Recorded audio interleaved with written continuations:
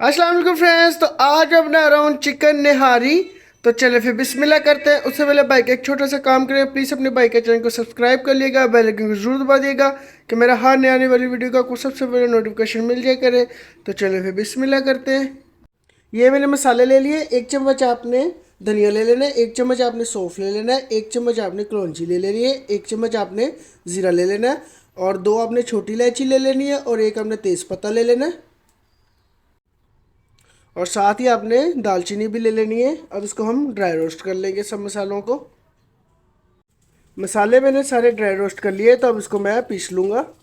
सबसे पहले मैं कढ़ाई में ऑयल ले लूँगा। बिस्मिल्लाह।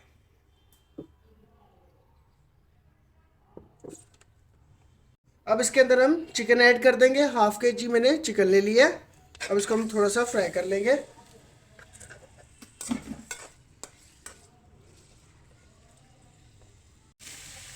अब इसके अंदर हम लहसुन का पेस्ट ऐड कर देंगे।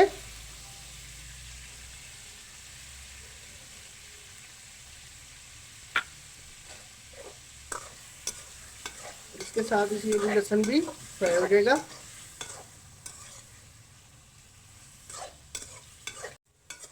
अब आपने अच्छे तरीके से लहसुन और चिकन को फ्राई कर लेना है।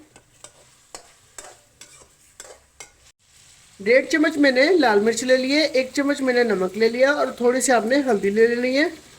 और इसके अंदर हम इसको भी ऐड कर देंगे।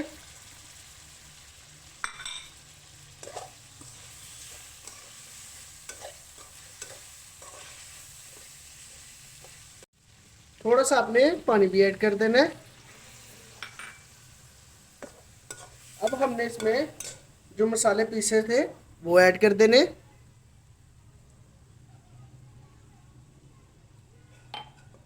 अच्छे तरीके से इसकी बुनाई कर लेनी है। 2 कप आपने इसमें पानी ऐड कर देने हैं।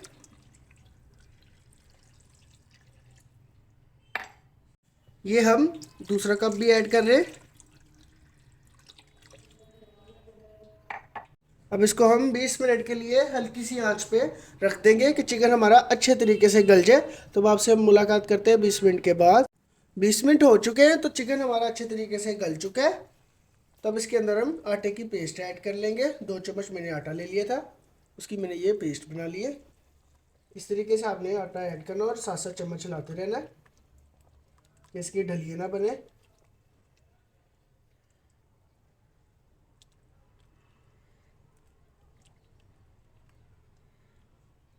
इस तरीके से आपने हिलाते रहना है। तो आपने चम्मच हिलाते रहना है कि हमारे आटे की डलिया ना बन जाए। निहारी हमारी हो गई तैयार। तब इसको हम डिश आउट कर लेंगे। तो चिकन निहारी होगी हमारी माशाल्लाह तैयार। तो उम्मीद करता हूँ कि आज की मेरी आपको ये सिंपल सी रेसिपी बहुत पसंद आएगी। अगर पसंद आए तो प्लीज़ लाइक करें, शेयर करें, कमेंट करें। अपने भाई के जाते हुए चैनल को सब्सक्राइब कर दिएगा। अल्लाह हाफिज़।